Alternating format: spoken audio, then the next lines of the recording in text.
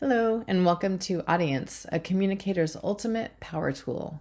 By the end of this audio slideshow, you should understand how focusing on audience is the fastest and most effective way to improve your writing and, in fact, your communication in general. As you know, audience is an important element of the rhetorical situation.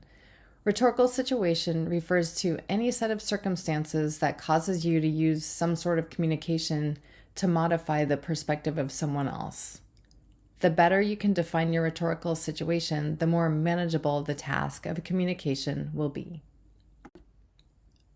So, in order to better define our rhetorical situation, we're going to take audience awareness to the next level by refining our sense of audience and transforming it into a tool. As we do this, it's helpful to distinguish between your general readership and your focused audience.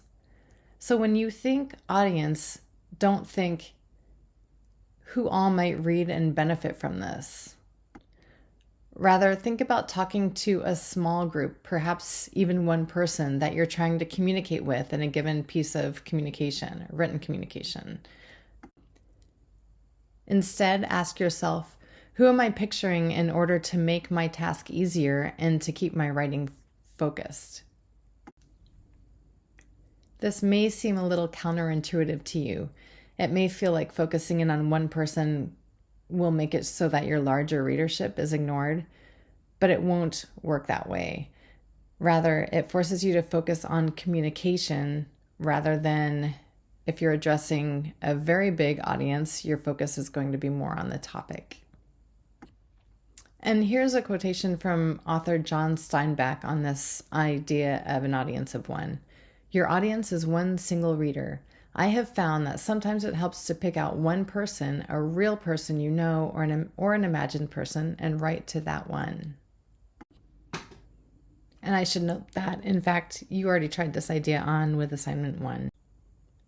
Here's an example. Take these two statements. First, I'm arguing against dairy subsidies. Well, that does give you a start in terms of understanding your rhetorical situation. You can tell that the audience you're aiming at believes that dairy subsidies are a good thing or need to exist. But that's really all that you can say about the audience. And it's not going to give you much help in terms of shaping your piece of written communication.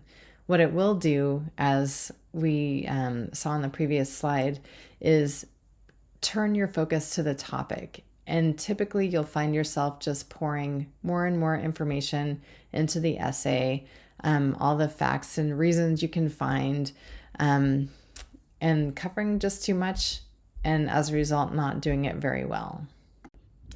Now let's look at the second statement, which is a well-developed audience tool. I'm arguing against dairy subsidies and using a person I know as my audience of one. She came from a lower middle class home. Her father was a hardworking lobster fisherman and her mother was an astute social climber. She grew up in the 1950s and 60s and flourished under the rise of disposable technology. Her husband did well in the tech industry and the growth of manufacturing and consumerism. She is socially and financially conservative. She's not particularly interested in current events or tuned into the idea of social or environmental justice. She has a good amount of money and likes to buy things and loves good food. She's a caring grandmother and has a good sense of humor.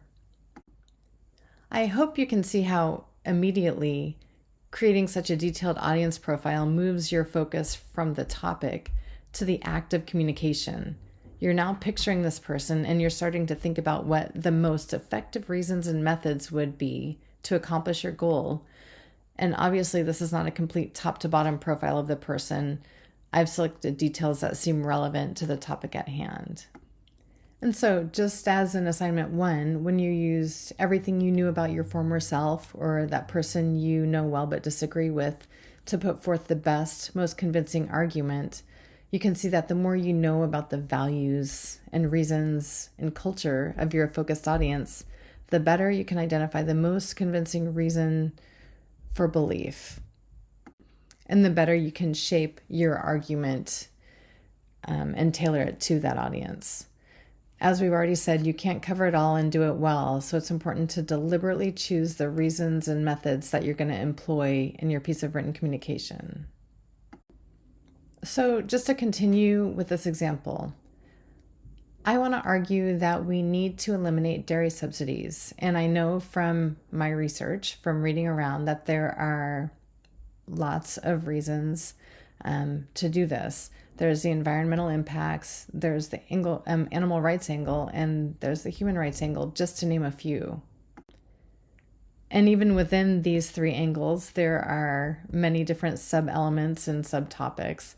So you can imagine that trying to stuff all of these into one essay won't work well. And in many cases, in fact, will lead you to an expository or teaching essay, more of a report.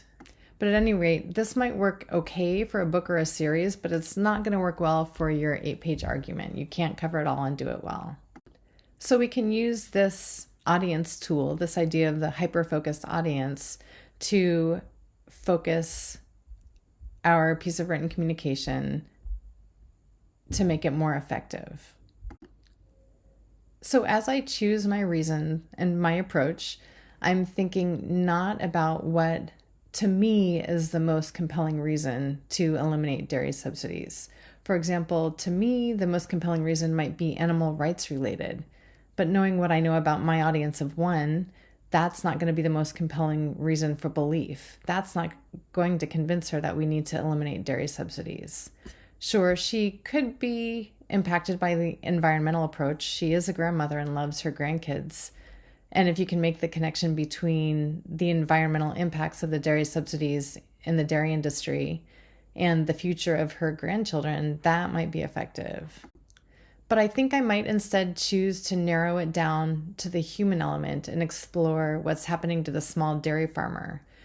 This would begin with her connection to that dairy farmer based on her father, who was a hardworking lobster fisherman who, worked long hours, long weeks, was out at the sea for long amounts of time. So I'm thinking that this human rights approach might be the most effective approach given my audience of one.